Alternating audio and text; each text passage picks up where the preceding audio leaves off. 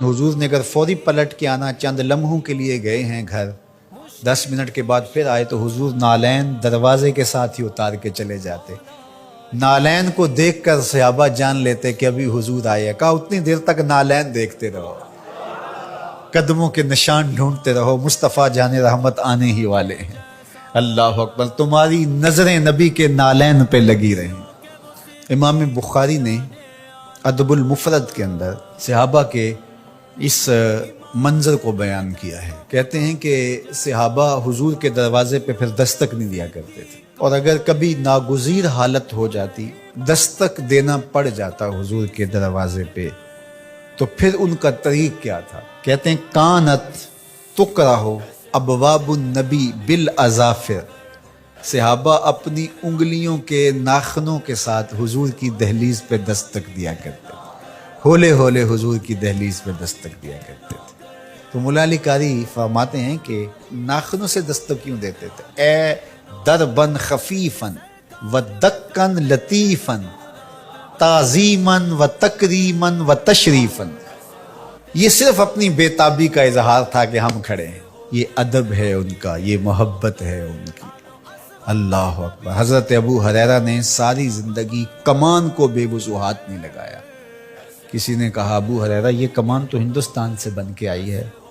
کہا کہ اس کمان کو بھی بے وضو ہاتھ نہیں لگاؤں گا، اس لیے کہ اس کی شکل اس کمان سے ملتی ہے جو میرے حضور کے ہاتھ میں رہی، میں اس کو بھی بے وضو ہاتھ نہیں لگاؤں گا۔ یہ تھی ان کی محبت۔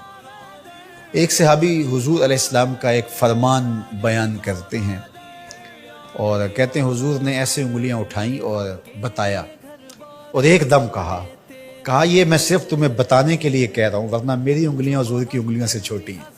اللہ اکبر۔ کہا یہ جو میں نے کہا نا حضور نے یوں انگلیاں اٹھائیں، یہ میں تمہیں بتانے کے لیے، مسئلہ سمجھانے کے لیے، میری انگلیاں حضور کی انگلیوں جیسی نہیں ہیں۔ اللہ اکبر۔ حضرت عباس بن عبد المطلب سے کسی نے پوچھا کہ آپ بڑے ہیں یا حضور بڑے ہیں؟ عمر کے بارے سوال کیا۔ کہا سال زیادہ میں نے گزارے ہیں، بڑے حضور ہی، بڑے حضور ہی۔ یہ تھا ان کا ادب، یہ تھی ان کی محبت۔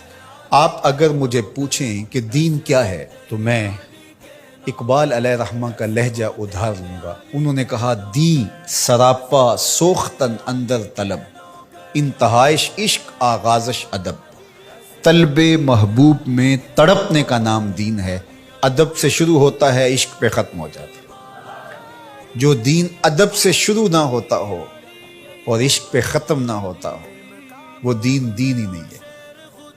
میں ان تھوڑے جملوں میں آپ کو بہت کچھ کہنا چاہ رہا ہوں۔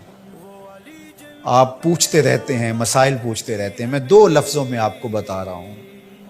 جو بھی دین ادب سے شروع نہ ہوتا ہو، عشق پہ ختم نہ ہوتا ہو، وہ دین نہیں ہے، کوئی اور ہے۔ عشق ہی ابتدائے ذات، عشق ہی انتہائے ذات، عشق نہ ہو تو شرح و دی بت کدا تصور۔